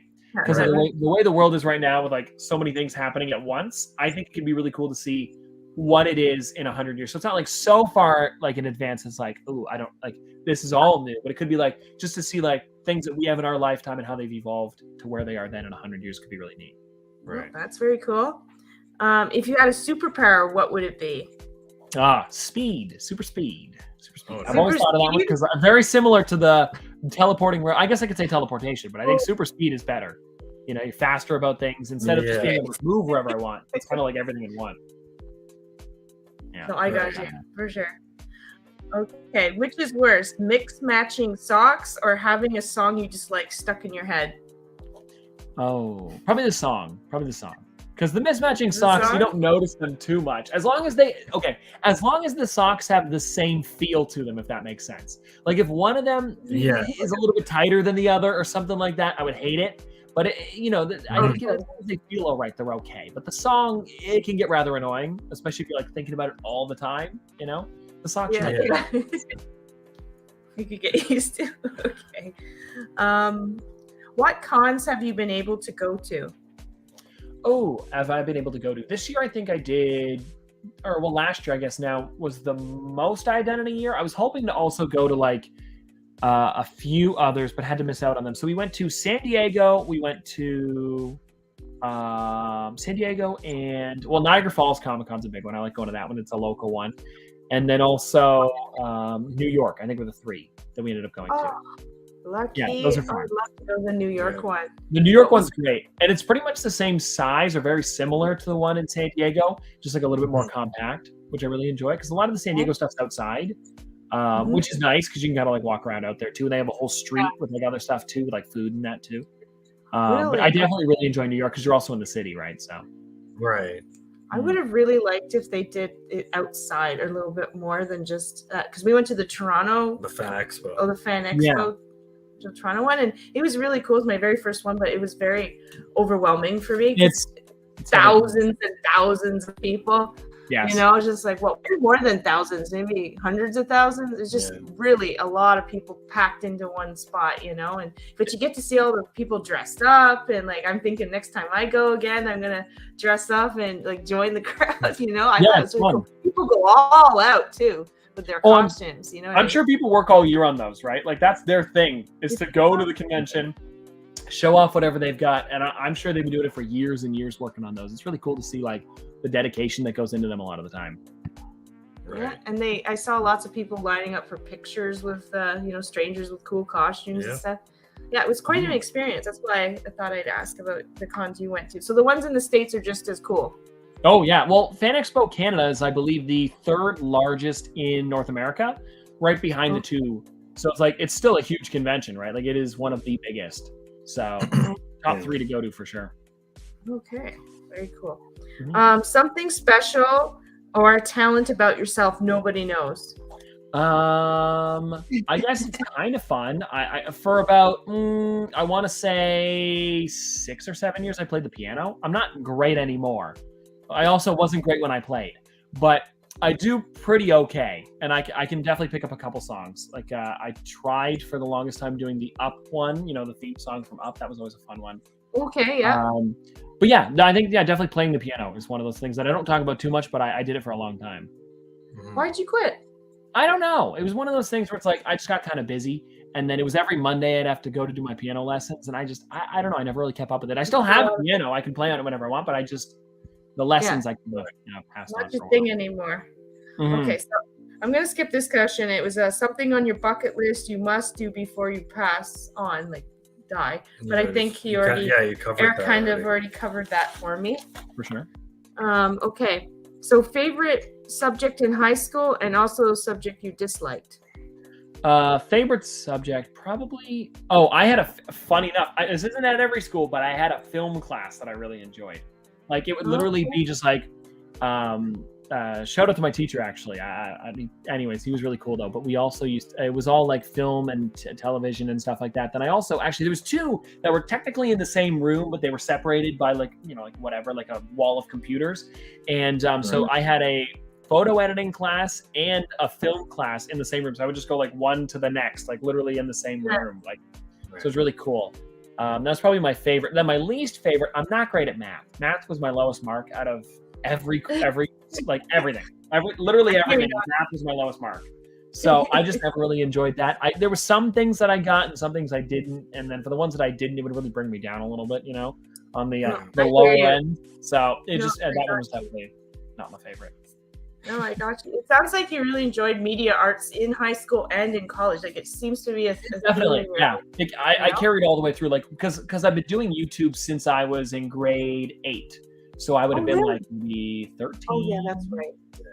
That makes sense. Yeah, because he's 21. Yeah, okay. Yeah. No, I get it. Since I was like maybe 13 or 14, so I'm just kind of like whenever I could, I was like, well, why don't I try to better the videos? So I did it through high school, did it through university and college and stuff like that. So just kind of carried it all the way.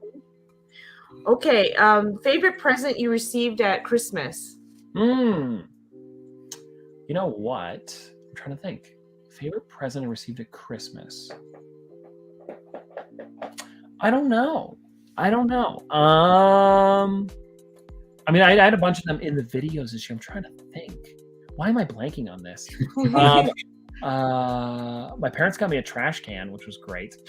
Yeah, I saw that. I don't know why I'm blanking on this one. It's weird. Yes. I thought he was going to say a Funko or something. Yeah, I did get some really great Funko Pops this year, actually. No, now that you say that, I did get some cool Funko Pops. One that I really enjoyed, and speaking of Star Wars from earlier, I got the original Obi-Wan one.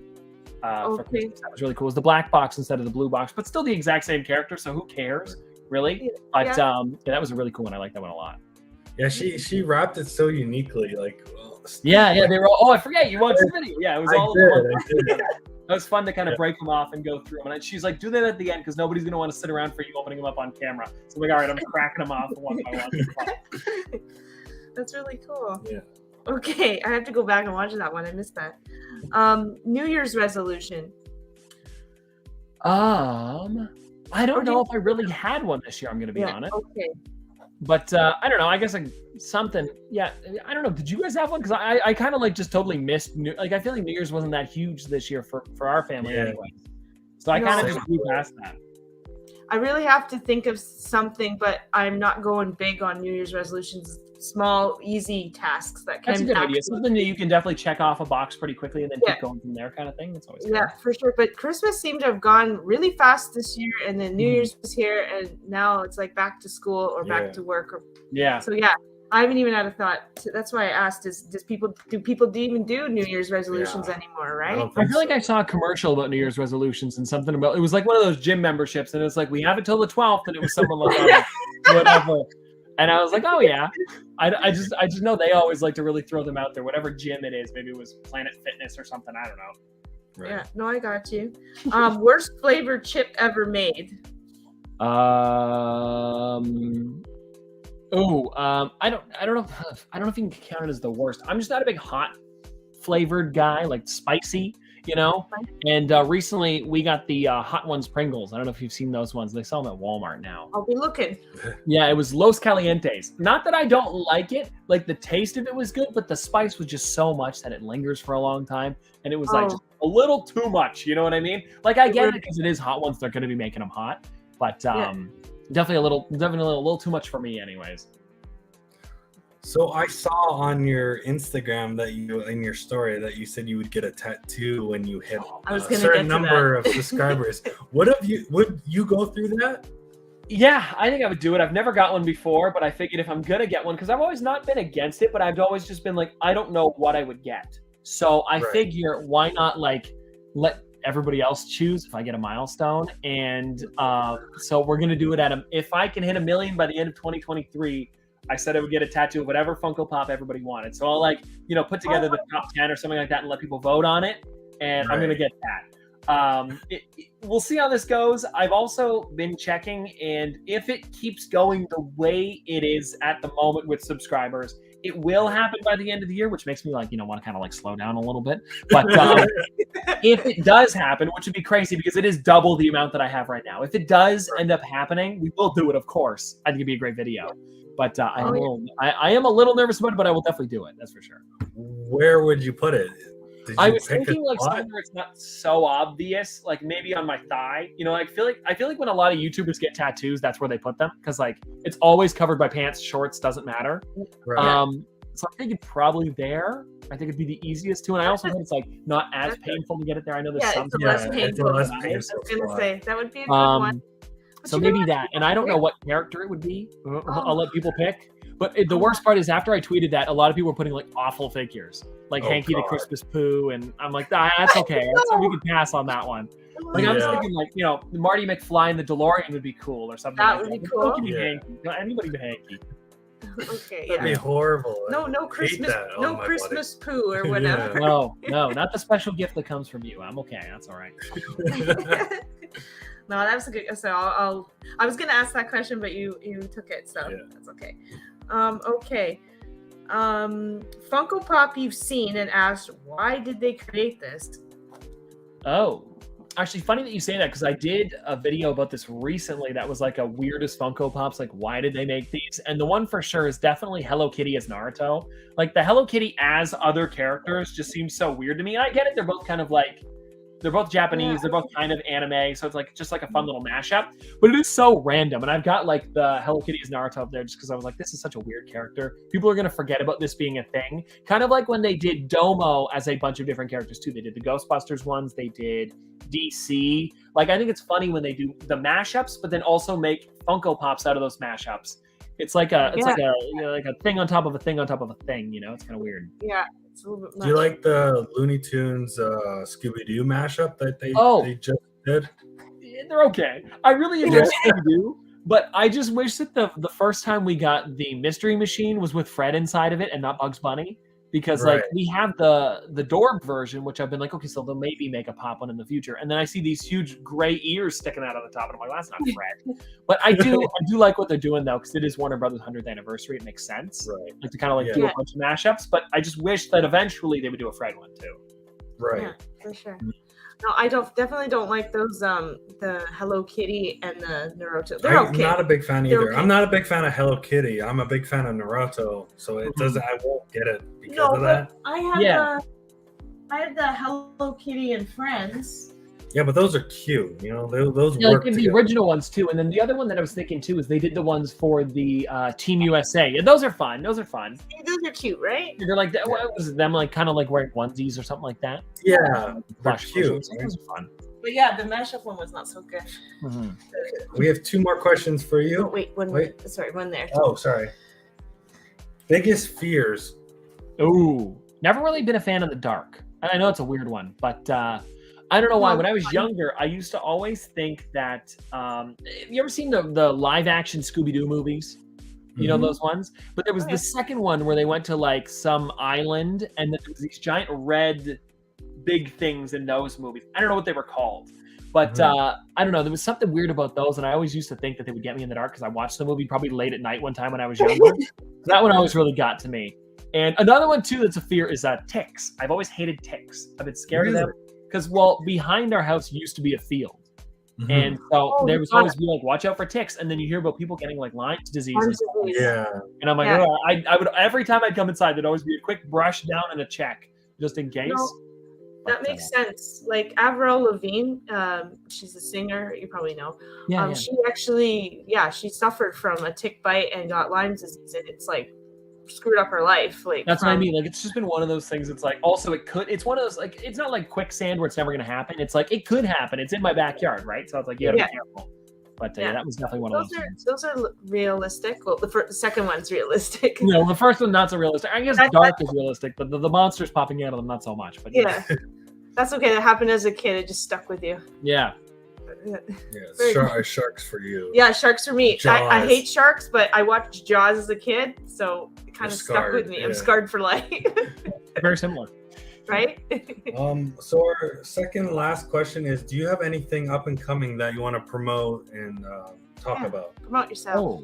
I guess I could talk about this one. I did the YouTubers pick up my Funko Pops a little while ago. That was like maybe 2 or 3 months ago now. We've got another part 2 coming soon. With some pretty big guests in it. I'm super excited about it. It should be fun. I'm excited. I don't know. It's one of those things where they're just like so hard to coordinate to get everybody to like be able to send in a video and stuff like that. So I guess I could maybe possibly leak a couple people that are going to be in it. I don't know if you guys have ever heard of like Unlisted Leaf. He does a lot of Pokemon stuff. He's got about 2 million subscribers. And then we also have Matthew Beam is going to be in it too. I know we had talked about him earlier with the biggest figures. So stuff like that. I've got a lot of cool people that are going to be in those. I really enjoy doing them. Also, CJ Sidekick Inc. is going to be in the next one. So I've got like a lot of fun people that are going to pop up in the next. And it should be, I'm hoping I'm going to be able to film it this month. I'm trying to get every video coordinated. And it should be good. Everybody together. Yeah, that'll be fun. I'm excited about it. Good. So our final and last question is, do you have any questions for us? I do actually. Well, so it's funny because you had said, see if you can come up with some fun questions. So I don't know if you guys have ever heard of this, but Chat GPT, have you heard of this before? Like it's a thing where it's like you can ask it questions and then it will like come up with whatever answer. Very similar to Google, but it's like an AI thing. So what I did was I said, could you come up with some anime questions? And so I have a couple here that so all you do is it came up with the questions and you say like, what's the answer to this one? And it'll tell me after. So I've got a few here, not many, but I do have a couple that are kind of cool if you wanted to like go through them maybe. Yeah. It'll be neat. Okay, so we've got this one here. What was the first anime TV series to be broadcasted in the United States? Oh God. Anime series in the United States? I have no clue. I can give you a hint on the year if you want. Yeah. It was 1963. Oh God. Okay, that's really okay. Anime series? Mm-hmm. Bugs Bunny? Anime. Oh, it has to be anime. It has to be anime. No, Sailor Moon's too like in the 80s, I think, or 90s. An anime series, really? God, Come on, you're the anime guy. I only know 90s and up. Really? It does have Funko Pops. If you want to, maybe that helps a little bit at least. It does have Funkos. Digimon? Oh, maybe something like that. Pokemon? Dragon Ball. Just Dragon Ball. Dragon Ball? Not Dragon Ball Z, just Dragon Ball. Is that too later? I don't know when that was, actually. I'm not sure. What? I have. If you want me to give you the answer, I can. Yes, please. It was Astro Boy, which aired it on NBC in 1963. Oh, okay, yeah. Simon is like, oh, Astro Boy. Okay. You did? As a kid? Yes. Oh, okay. Not old. Yeah. No, that's cool. Astro Boy. Okay. I've got another one here too.